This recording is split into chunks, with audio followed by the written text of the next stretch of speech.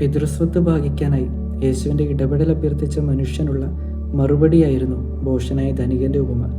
തൻ്റെ കണക്കുകൂട്ടലുകളിലൊന്നിനും ദൈവത്തിനും ദൈവിക മൂല്യങ്ങൾക്കും സ്ഥാനം കൊടുക്കാത്തവൻ ഭോഷനാണ്. ജീവൻ നിലനിൽക്കുന്നതൊരിക്കലും സമ്പത്തിൻ്റെ സമൃദ്ധിയിലല്ല. ജീവിതത്തിലെ മുൻഗണനാ ക്രമങ്ങളെയൊക്കെ ഒന്ന് വിലയിരുത്തേണ്ട ഒരു സമയമായിട്ടുണ്ട്. എന്തിനാണ് നമ്മൾ മുൻഗണന കൊടുക്കുന്നത്? സമൃദ്ധിയുടെ നടുവിൽ ദൈവത്തെയും മനുഷ്യനെയും മറന്ന് ധനത്തിന് പ്രാധാന്യം കൊടുത്തവനെ കർത്താവ് വിളിക്കുന്നത് ഭോഷ എന്നാണ്.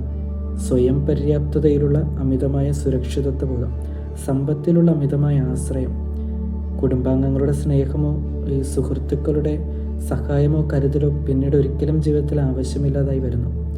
നമ്മൾ ഓർക്കേണ്ട ഒരു കാര്യം, സമൃദ്ധി എന്നത് അവരൻ്റെ ഇല്ലായ്മയിലേക്ക് നൽകാനായിട്ട് ദൈവം നമുക്ക് തരുന്നൊരു കൃപയാണ്. അത് തിരിച്ചറിയാതെ പോകുന്നവരെല്ലാം ദൈവത്തിൻ്റെ മുൻപിൽ ഭോഷന്മാരാണ്. ദൈവസന്നിധിയിൽ സമ്പന്നരാവുക എന്നതാണ് ജീവിതത്തിലെ ഏറ്റവും പ്രധാനപ്പെട്ട കാര്യം. പങ്കുവയ്പിലൂടെ മാത്രമേ അതിലേക്ക് എത്തിച്ചേരാനായിട്ട് നമുക്ക് സാധിക്കുകയുള്ളൂ. ദൈവത്തിൻ്റെ മുൻപിൽ ഭോഷനാവാതെ സമ്പന്നനാകുവാനായിട്ട് നമുക്ക് ശ്രമിക്കാം.